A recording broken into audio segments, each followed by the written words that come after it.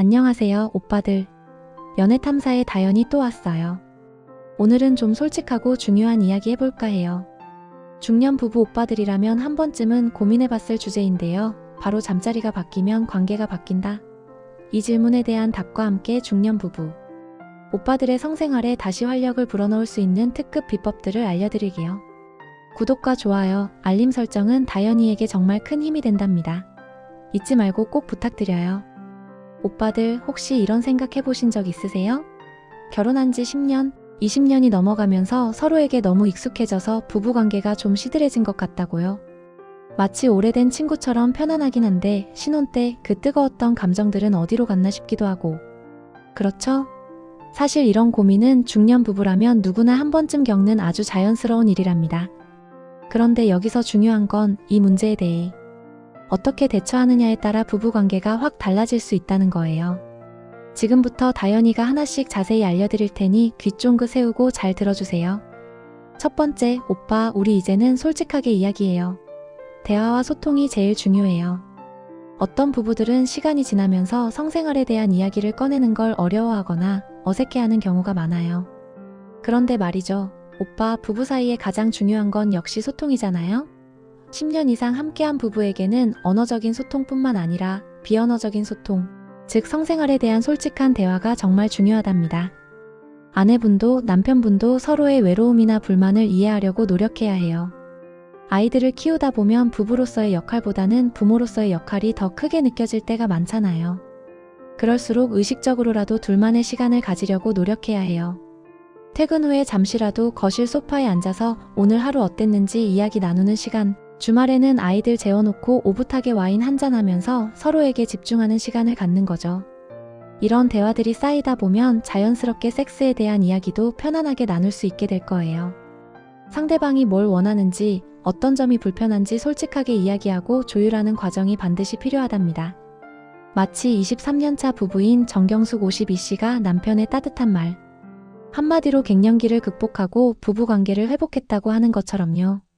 작은 대화들이 쌓여 큰 변화를 만들어내는 거죠. 두 번째, 낭만을 회복하고 과감한 변화를 시도하는 거예요. 오빠, 우리 연애할 때 생각해보면 어때요? 작은 스킨십 하나에도 가슴이 두근거리고 설레었잖아요. 중년이 되었다고 해서 그 설렘을 잊고 살면 안 돼요. 섹스에 있어서는 낭만 회복이 정말 중요하답니다. 신혼 때 그 뜨거웠던 감정을 다시 살리기 위한 노력이 필요해요. 거창한 게 아니어도 돼요. 평소에 상대방을 많이 터치해주고 소파에 나란히 기대 앉거나 팔짱을 끼고 걷거나 잠결에 백허그를 해주는 것만으로도 다시 설레는 마음을 느끼게 할 수 있어요. 기념일에는 굳이 멀리 가지 않아도 호텔에서 하룻밤을 보내며 분위기를 바꿔보는 건 어때요? 혹은 늘 똑같은 체위만 고집하기보다는 새로운 체위를 시도해보는 것도 좋고요. 생각만 해도 아찔하고 신선하죠? 함께 샤워하면서 자연스럽게 스킨십을 유도하는 것도 좋은 방법이에요. 해외여행을 통해 일상에서 벗어나 중년의 낭만을 회복하는 것도 부부관계에 큰 활력이 될 수 있답니다. 새로운 장소, 새로운 경험은 언제나 우리를 설레게 하니까요. 늘 똑같은 공간, 똑같은 루틴에서 벗어나 보는 게 중요해요.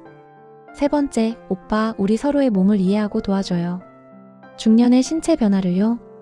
중년이 되면 우리 몸도 예전 같지 않잖아요. 아내분은 폐경기를 겪을 수 있고 오빠는 갱년기 장애를 겪을 수도 있어요.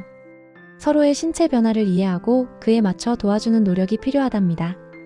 남성 오빠들의 경우 40세 이후부터 남성 호르몬이 감소하기 시작하는데 꾸준한 성생활은 오히려 건강에 도움이 된다는 연구 결과도 많아요. 여성분들은 폐경 이후 질벽이 얇아져서 관계 시 통증을 느끼는 경우가 많대요. 이럴 때는 주저하지 말고 윤활제를 사용하는 게 아주 현명한 방법이에요. 다연이가 찾아본 자료에 따르면 50대 이상 중년 여성의 56%가 수분 부족으로 인해 관계 시 통증을 느낀다고 답했어요. 아내분이 먼저 말하기 어려워할 수도 있으니 오빠가 먼저 윤활제를 준비해서 센스 있게 사용해보는 건 어떨까요? 작은 배려 하나가 아내분을 감동시키고 두 분의 관계를 훨씬 더 즐겁게 만들어줄 거예요. 마사지나 반려동물과의 교감을 통해 정서적 안정과 스킨십 욕구를 해소하는 것도 좋은 방법이라고 해요. 중요한 건 서로의 몸을 존중하고 이해하려는 마음이랍니다. 네 번째, 건강을 위해서라도 성생활은 꾸준히 해야 해요. 오빠, 성생활은 단순히 쾌락만을 위한 것이 아니랍니다. 정서적 안정과 육체적 건강을 위한 중요한 활동이에요. 규칙적인 성생활은 외로움을 줄여주고 자존감을 높여주는 효과도 있대요. 나이가 들수록 성생활을 하지 않으면 몸의 섬유화가 진행돼요. 나중에 정말 하고 싶을 때 어려움을 겪을 수도 있다는 사실 알고 계셨나요? 85세에도 매주 부부관계를 이어가는 노부부의 이야기는 우리에게 시사하는 바가 크죠. 성기능은 건강을 알아볼 수 있는 중요한 지표라고 고재익 원장님도 강조하셨어요. 그러니 오빠들 건강을 위해서라도 꾸준히 노력해야 해요. 꾸준한 케겔 운동은 회음부 근육 강화에 도움이 되니 남성 오빠들도 함께 노력하면 더욱 좋겠죠? 5번째, 오빠 서로의 만족을 위한 노력이 필요해요. 성생활은 혼자 하는 게 아니라 둘이 함께 하는 거잖아요. 그러니까 서로의 의견을 충분히 묻고 건강하게 관계를 맺는 것이 중요해요. 혹시 한쪽이 성관계 빈도에 대한 욕구가 다르다면 솔직하게 이야기하고 서로 협상해서 만족스러운 횟수를 정하는 것도 좋은 방법이에요. 중요한 건 일방적인 관계가 아니라 서로가 동등하게 만족감을 느낄 수 있도록 노력하는 거랍니다. 예를 들어 오빠가 관계를 원할 때 아내분이 힘들어한다면 단순히 거절했다고 서운해하기보다는 아내분의 컨디션을 살피고 대화를 통해 방법을 찾아야 해요. 어쩌면 아내분은 분위기가 더 필요했거나 통증 때문에 망설였을 수도 있으니까요. 6번째, 장소와 분위기의 변화를 줘봐요. 오빠. 늘 똑같은 안방 침대에서만 관계를 가지다 보면 아무래도 신선함이 떨어질 수밖에 없잖아요. 아이들이 언제 들어올지 모르는 환경에서는 마음이 움츠러들 수도 있고요. 이럴 때는 집 외에 깨끗한 숙소나 호텔 같은 새로운 분위기를 연출할 수 있는 장소를 활용해 보는 건 어떨까요? 마치 연애할 때처럼 낯선 공간에서 둘만의 시간을 보내면 훨씬 더 설레고 집중할 수 있을 거예요. 예쁜 분위기의 레스토랑에서 맛있는 식사를 하고 편안하고 아늑한 호텔 스위트룸에서 오붓하게 시간을 보내는 거죠. 상상만 해도 다시 신혼으로 돌아간 것 같지 않나요? 배정원 성전문가님도 매주 또는 매월 부부의 날을 정해서 서로에게 집중하는 시간을 가지라고 조언하셨어요.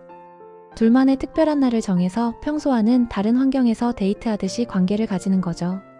이러한 작은 변화들이 부부관계에 큰 활력을 불어넣을 수 있답니다. 오빠들, 다현이가 오늘 준비한 이야기가 좀 도움이 되었으면 좋겠어요. 중년이 되면 몸과 마음이 예전 같지 않아서 성생활에 대한 고민이 생기는 건 너무나 당연해요. 하지만 그렇다고 해서 포기하고 살면 너무 아쉽잖아요?